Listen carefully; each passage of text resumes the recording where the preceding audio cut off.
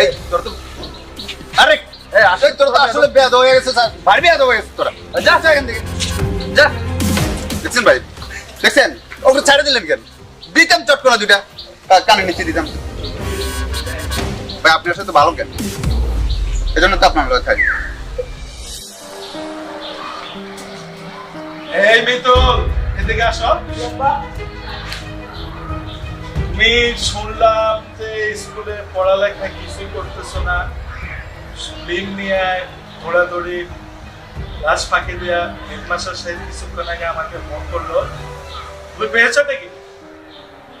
একটা থাপ্পড় মারবো, তোমার জন্য আমাকে এখন স্কুলে যেতে হবে।